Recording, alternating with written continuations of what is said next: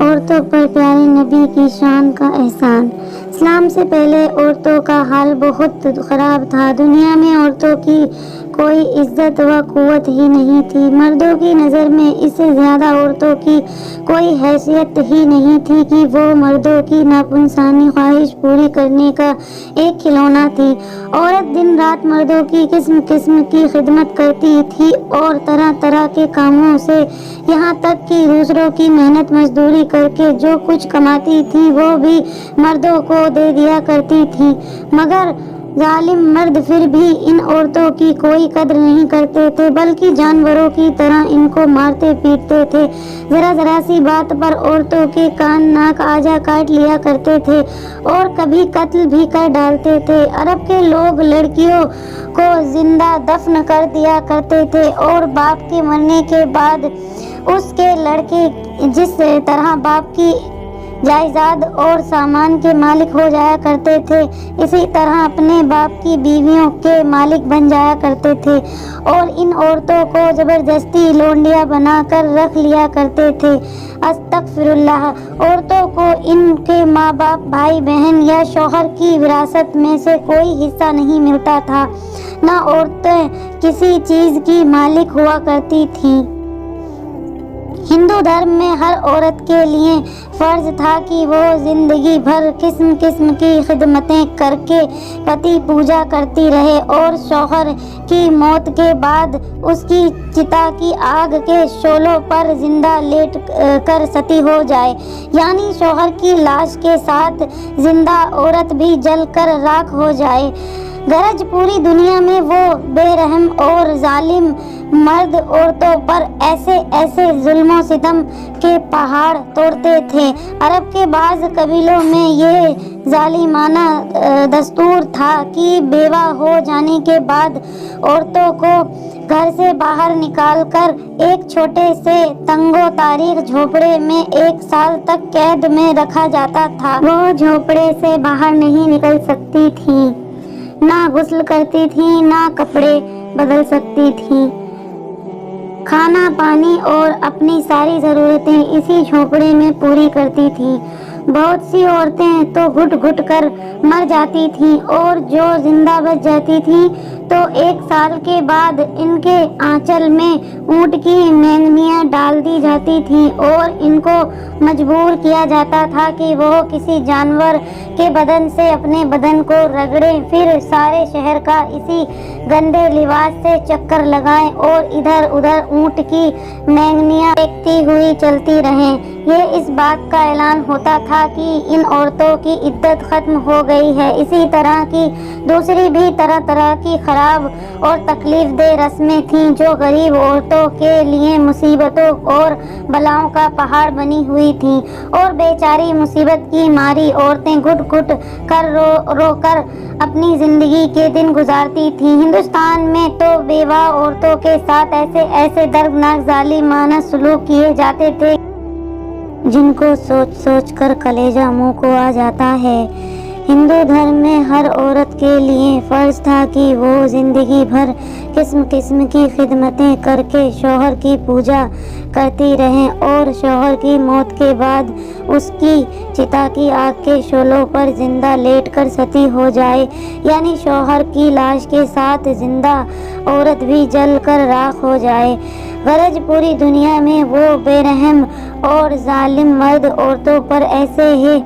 ظلم و ستم کے پہاڑ توڑتے تھے کہ جن ظالموں کی داستان سن کر ایک درد مند انسان کے سینے میں رنج و غم سے دل ٹکڑے ٹکڑے ہو جاتا ہے۔ ان مظلوم اور بے کس عورتوں کو مجبوری و لاچاری کا یہ عالم تھا کہ سماج میں نہ عورتوں کے کوئی حقوق تھے، نہ ان کی مظلومیت پر داد و فریاد کے لیے کسی قانون کا کوئی سہارا تھا۔ ہزاروں برس تک یہ ظلم و ستم کی ماری دکھیاری عورتیں اپنی اس بے کسی اور لاچاری پر روتی بلبلاتی اور آنسو بہاتی رہیں، مگر دنیا میں کوئی بھی ان عورتوں کے زخموں پر مرہم رکھنے والا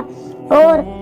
ان کی مظلومیت کے آنسوؤں کو پوچھنے والا دور دور تک نظر نہیں آتا تھا، نہ دنیا میں کوئی بھی ان کے دکھ درد کی فریاد سننے والا تھا، نہ کسی کے دل میں ان عورتوں کے لیے بال برابر بھی رحم و کرم کا کوئی جذبہ تھا۔ عورتوں کے اس حال زار پر انسانیت رنج و غم سے بے چین اور بے قرار تھی، مگر اس کے لیے اس کے سوا کوئی چارہ کار نہیں تھا کہ وہ رحمت خداوندی کا انتظار کریں کہ غیب سے کوئی ایسا سامان پیدا فرما دے کہ اچانک ساری دنیا میں ایک انوکھا انقلاب نمودار ہو جائے اور لاچار عورتوں کا سارا دکھ درد دور ہو کر ان کا بیڑا پار ہو جائے۔ چنانچہ رحمت کا آفتاب جب طلوع ہو گیا تو ساری دنیا نے اچانک یہ محسوس کیا کہ جہاں تاریک تھا، ظلمت کتھا تھا، سخت کالا تھا، کوئی پردے سے کیا نکلا کہ گھر گھر میں اجالا تھا۔ سبحان اللہ۔ عورت اسلام کے بعد جب پیارے رسول رحمت حضور محمد مصطفیٰ صلی اللہ علیہ وسلم خدا کی طرف سے دین اسلام لے کر تشریف لائے تو دنیا بھر کی ستائی ہوئی عورتوں کی قسمت کا ستارہ چمک اٹھا اور اسلام کی بدولت ظالم مردوں کے ظلم و ستم میں کچلی اور روندی ہوئی عورتوں کا درجہ اس قدر بلند و بالا ہو گیا کہ عبادت و معاملات بلکہ زندگی اور موت کے ہر محلے اور ہر موڑ پر عورتیں مردوں کے دوش بدوش کھڑی ہو گئیں اور مردوں کی برابری کے درجے پر پہنچ گئیں۔ مردوں کی طرح عورتیں کے بھی حقوق مقرر ہو گئے اور ان کے حقوق کی حفاظت کے لیے خداوندی قانون آسمان سے نازل ہو گئے اور ان کے حقوق دلانے کے لیے اسلامی قانون کی ماتحتی میں عدالتیں قائم ہو گئیں۔ عورتوں کو مالکانہ حقوق حاصل ہو گئے، چنانچہ عورتیں اپنے مہر کی رقموں، اپنی تجارتوں، اپنی جائیدادوں کی، شوہر کی وراثتوں کی وارث قرار دی گئیں۔ غرض وہ عورتیں جو مردوں کی جوتیوں سے زیادہ ذلیل و خوار اور انتہائی مجبور و لاچار تھیں، وہ مردوں کے دلوں کا سکون اور ان کے گھروں کی مالکہ بن گئیں۔ چنانچہ قرآن مجید نے صاف صاف لفظوں میں اعلان فرما دیا کہ اللہ نے تمہارے لیے تمہاری جین سے بیویاں پیدا کر دیں تاکہ تمہیں ان سے تسکین حاصل ہو اور ان سے تمہارے درمیان محبت و شفقت پیدا کر دی۔ اب کوئی مرد بلا وجہ نہ عورتوں کو مار پیٹ سکتا ہے، نہ ان کو گھروں سے نکال سکتا ہے اور نہ کوئی ان کے مال و اسباب یا جائیدادوں کو چھین سکتا ہے، بلکہ ہر مرد مذہبی طور پر عورتوں کے حقوق ادا کرنے پر مجبور ہے۔ چنانچہ خداوند قدوس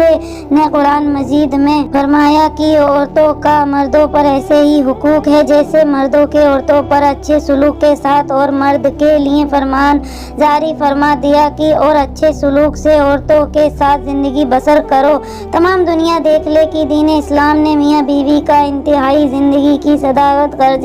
مرد کو عطا فرمائی ہے اور مردوں کو عورتوں پر حاکم بنا دیا ہے تاکہ نظامی خاندانی میں اگر کوئی بڑی مشکل آن پڑے تو مرد اپنی خداداد طاقت و